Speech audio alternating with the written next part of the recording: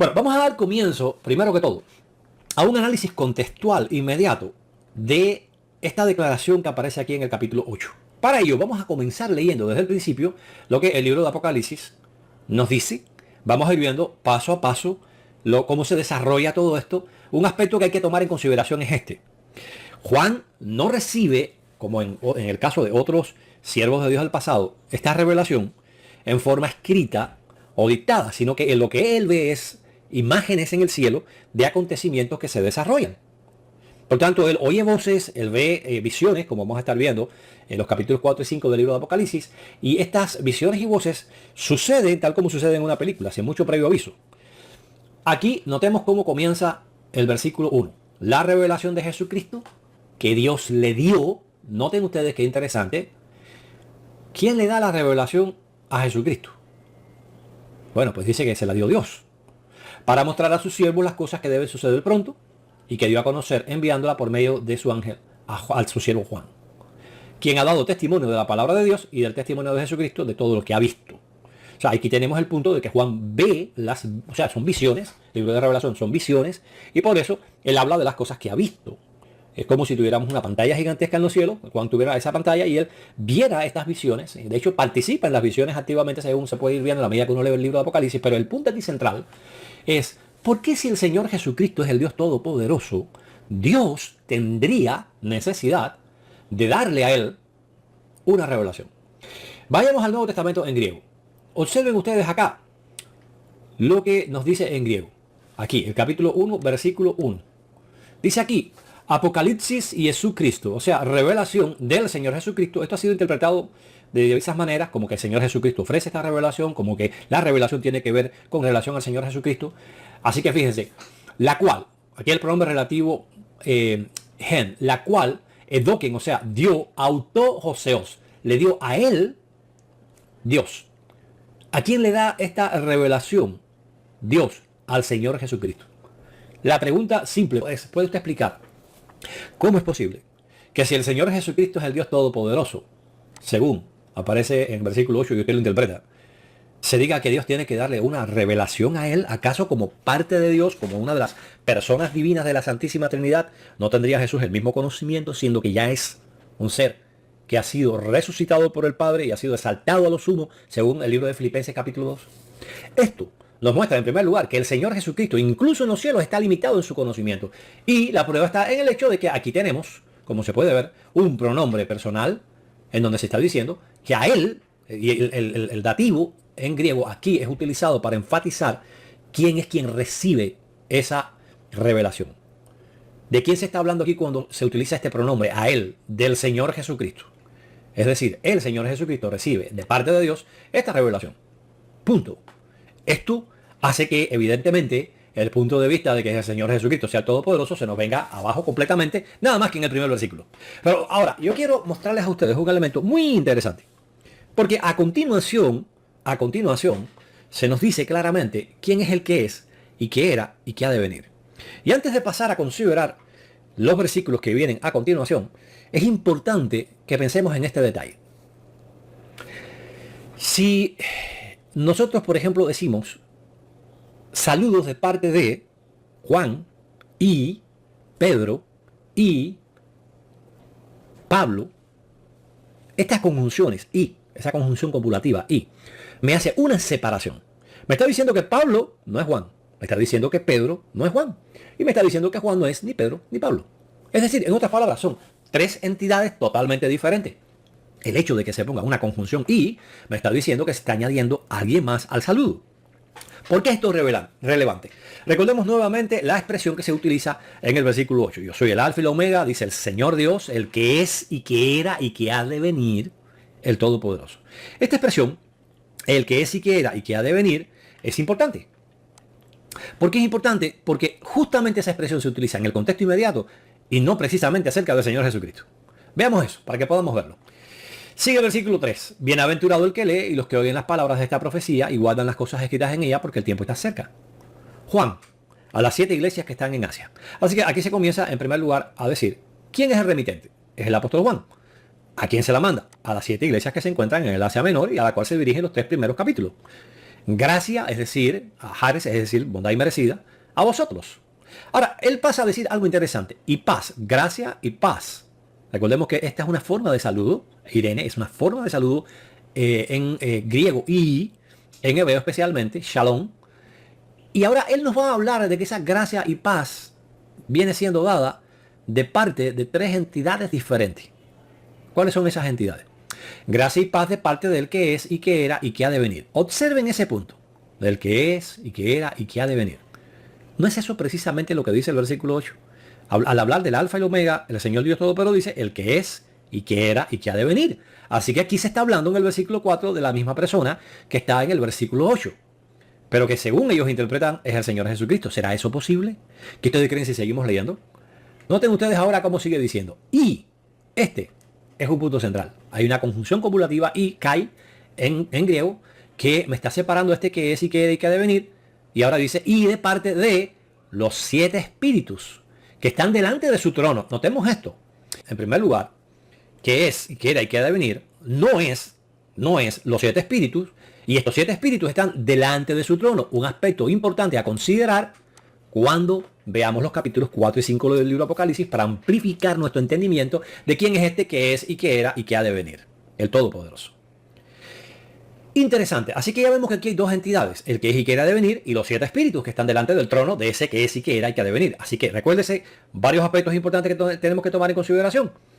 El que es y que era y que ha de venir es el mismo del versículo 8, pero no es para nada los 7 espíritus. Y estos 7 espíritus se encuentran delante de su trono. Pero, oh sorpresa, noten ustedes ahora el versículo número 5. Ya vimos ya del que es y que era y que ha de venir, una entidad, de los 7 espíritus, otra entidad, y ahora noten ustedes esta conjunción. Y de parte del Señor Jesucristo, el testigo fiel, el primogénito de los muertos, el que viene con las nubes, etc. Ahora, a ver, vamos a entender esto. Tal como el que es y que era y que ha de venir no es los 7 espíritus, porque hay una conjunción acá que lo separa, aquí también nos está diciendo Juan que el que es y que era y que ha de venir no puede ser el Señor Jesucristo, porque se dice y de parte del Señor Jesucristo. Así que es de parte del que es y que era y que ha de venir, de parte de los 7 espíritus y de parte del Señor Jesucristo. ¿Capta el punto? Es decir, aquí estamos hablando de Juan, por decirlo así, en la ilustración que poníamos, aquí estamos hablando de Pedro y aquí estamos hablando de Pablo. Y al decir saludos de parte de Juan y de Pedro y de Pablo, estamos diciendo que son tres entidades totalmente diferentes. La conjunción nos dice, Pablo no es Pedro ni es Juan, Juan no es ni Pablo ni es Pedro. Así que con esto queda demostrado que la expresión que aparece aquí, yo soy el alfa y la omega, el Señor Dios, el que es y que era y que ha de venir, el Todopoderoso, no puede estarse refiriendo al Señor Jesucristo, bajo ningún concepto, por la sencilla razón que el que es y que era y que ha de venir es alguien diferente del Señor Jesucristo. El saludo que se envía a las 7 congregaciones, a las 7 iglesias del Asia Menor, está dado por 3 entidades, una de las cuales es el que era y que ha de venir, otra es los 7 espíritus y otra es el Señor Jesucristo. No son el mismo individuo, el que es y que era y que ha de venir, el Todopoderoso. El contexto destruye completamente la afirmación de que el versículo 8 esté refiriéndose al Señor Jesucristo y que Él sea el Dios Todopoderoso. Esto es algo que muestra la importancia de leer el contexto de una declaración y la importancia de tener mucho cuidado cuando estamos leyendo un capítulo del libro de Apocalipsis, porque a veces los que entran en escena, los que hablan en la escena, cambian súbitamente sin decirnos que hay un cambio. De hecho, quien está hablando aquí hasta el versículo 7 no es el Señor Dios Todopoderoso, es Juan, describiendo quién manda esos saludos. Juan a las 7 iglesias que están en Asia. Y él continúa todo esto. Y de repente se ve la voz del Señor Dios Todopoderoso, el que es y quiere que ha de venir, diciendo, yo soy el alfa y el omega. Es interesante. Ahora, un detalle que yo les mostré aquí es que los 7 espíritus están delante del trono del que es y que era y que ha de venir. ¿Quién es este? Bien, ¿a quién se menciona acá en el capítulo número 4 de Apocalipsis que está sentado en el trono? Notemos ustedes acá, fíjense ustedes, la visión que se le da a Juan en el capítulo número 4. Después de esto miré y aquí una puerta abierta en el cielo. La primera voz que oí era como de trompeta que hablaba conmigo diciendo, sube acá y te mostraré las cosas que han de acontecer después de esta. Juan se le hace la invitación en medio de su éxtasis, de estas visiones que está teniendo, sube acá, es decir, se le abre una puerta en el cielo, sube y te voy a mostrar las cosas que van a suceder. De inmediato estuve en el espíritu, es decir, bajo el poder del espíritu, y aquí un trono que estaba puesto en el cielo y sobre el trono uno sentado. A ver, un momentico, volvamos otra vez acá al capítulo 1, al versículo número 4, y noten ustedes, dice, los 7 espíritus que están delante de su trono. ¿Del trono de quién? Del que es y que era y que ha de venir, que no es el Señor Jesucristo según el contexto. Pero a ver, en el capítulo 4 se nos da detalles de quién es este. Dice, y el que estaba sentado era semejante a una piedra de jaspe, de cornalina, y alrededor del trono había un arcoíris semejante al aspecto de la esmeralda. También alrededor del trono habían 24 tronos, y sobre los tronos había 24 ancianos sentados, vestidos con vestiduras blancas, con coronas de oro sobre sus cabezas. Del trono salen relámpagos y truenos y voces. Y delante del trono arden, delante del trono, recuerden esta expresión, delante del trono arden 7 antorchas de fuego, las cuales son los 7 espíritus de Dios. Así que vemos aquí 7 espíritus de Dios representados por antorchas de fuego o lámparas de fuego delante del trono de aquel que está sentado en ese trono. Volvamos al capítulo 1 para que ustedes vean la tremenda coherencia que tiene la Biblia, ¿no? Y darse cuenta que aquí tienes 3 conjunciones que te separan a 3 entidades completamente diferentes. Una, el que es y que era y que ha de venir, que tiene un trono, delante de los cuales, delante de ese trono se encuentran los 7 espíritus, noten aquí, delante de su trono, y no darse cuenta que en el capítulo 4 precisamente se nos está hablando que delante del trono arden 7 antorchas de fuego, las cuales son los 7 espíritus de Dios. Hay una coherencia tremenda. Este que está sentado en el trono ni es el Señor Jesucristo, ni son los 7 espíritus, que es la plenitud del Espíritu Santo. ¿Y cómo sabemos que no es el Señor Jesucristo? Vamos a seguir viendo cómo se le llama aquí, fíjense ustedes, a este que está sentado en el trono. Y delante del trono hay como un mar de vidrio, semejante al cristal, como el que había, recuerdan ustedes, el mar de vidrio que existía en el templo de Salomón. Dice, junto al trono y alrededor del mismo hay 4 seres vivientes llenos de ojos por delante y por detrás. Esto nos recuerda a nosotros, Isaías capítulo 6 y Ezequiel capítulo 1 y 2. El primer ser viviente semejante a un león, el segundo ser viviente semejante a un becerro, el tercer ser viviente tiene cara como de hombre y el cuarto ser viviente es semejante a un águila volando. Cada uno de los 4 seres vivientes tiene 6 alas y alrededor y por dentro están llenos de ojos. Ni de día ni de noche cesan de decir, y esto aquí es muy importante porque lo vamos a repasar ahorita cuando entremos en el tema de si el nombre de Dios estaba ahí o no. Santo, santo, santo es el Señor Dios Todopoderoso, el que es y que era y que ha de venir. A ver, este que está sentado en el trono, fíjense, este que está sentado aquí en el trono, uno sentado sobre el trono, uno sentado, delante del cual hay 7 espíritus de él, de Dios. Vamos a marcarlo un momentico. ¿Cómo se le llama por parte de estos 4 seres vivientes? El Señor Dios Todopoderoso, el que es y que era y que ha de venir. ¿Qué creen si vamos de nuevo a Apocalipsis capítulo 1, versículo 8, para que ustedes vean que es exactamente la misma descripción que se da? Yo soy el Alfa y Omega, dice el Señor Dios, el que es y que era y que ha de venir, el Todopoderoso. Así que este Todopoderoso, este que está sentado sobre el trono, delante del cual están los 7 espíritus de Dios, que no es el Señor Jesucristo, entonces evidentemente es el mismo del capítulo 4. Vamos otra vez aquí, en donde los 4 seres vivientes le llaman, noten ustedes aquí, el Señor Dios Todopoderoso, que era y que es y que ha de venir. ¿Será este el Señor Jesucristo? Ya vimos que en el capítulo 1 nos dice que no.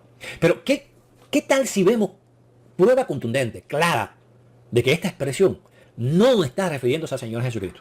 Vamos a ver, dice, y cada vez que los seres vivientes dan gloria, honra y alabanza, ¿a quién? Al que está sentado ¿dónde? En el trono. Noten que interesante. Ese que es el Señor Dios Todopoderoso, que es y quiere y que ha de venir, es el que está sentado en el trono. Y es delante de ese trono que están esos 7 espíritus de Dios. Y corresponde con lo que dice Apocalipsis capítulo 1, versículo 4. ¿Ve usted la armonía tan grande que tiene la Biblia? Dice ahora, que vive por los siglos de los siglos. Los 24 ancianos se postraron delante del que está sentado en el trono y adoran al que vive para siempre, de los siglos de los siglos, y echan su corona delante del trono, reconociendo la autoridad proviene de él, diciendo, digno eres tú, oh Señor y Dios nuestro. Noten esa expresión. Ellos reconocen al que está sentado en el trono como su Señor y Dios, de recibir la gloria, la honra y el poder, porque tú has creado todas las cosas y por tu voluntad tienen ser y fueron creadas. Interesante, ¿verdad? Pero alguien puede decir, no, pero ahí se está refiriendo al Señor Jesucristo. ¿Qué tal si seguimos leyendo de corrido y vemos si eso es cierto? Y vi en la mano derecha del que estaba sentado en el trono, noten, se está hablando del que estaba sentado en el trono, es decir, el que es y que era, el Todopoderoso, el Señor Dios, ese que estaba sentado en el trono, delante de cuyo trono se encuentran los 7 espíritus, esas 7 antorchas que Juan ve delante del trono. En su mano derecha hay un libro escrito por dentro y por fuera, sellado con 7 sellos. También vi un ángel poderoso que proclamaba con gran voz, ¿quién es digno de abrir el libro y desatar sus sellos? Pero ninguno en el cielo, ni en la tierra, ni debajo de la tierra, podía abrir el libro, ni siquiera mirarlo. Y yo lloraba mucho, porque ninguno fue hallado digno de abrir el libro, ni siquiera de mirarlo. Y uno de los ancianos me dijo, no llores. He aquí, el león de la tribu de Judá, la raíz de David, ha vencido para abrir el libro y sus 7 sellos. Y en medio del trono y de los 4 seres vivientes, es decir, cuando se habla aquí de en medio del trono, se está refiriendo justo enfrente de él, en la posición central de la escena, y de los cuatro seres vivientes también se habla de que están en medio del trono. Para si alguien dice, oh, pero mira, están en medio del trono. Sí, espera. La expresión ahí implica el punto central, es decir, justo enfrente del trono, no en el trono. Y vamos a ver por qué sabemos que es eso. De los cuatro seres vivientes, de los ancianos, vi un cordero de pie, como inmolado. ¿Quién es el cordero que ha sido inmolado?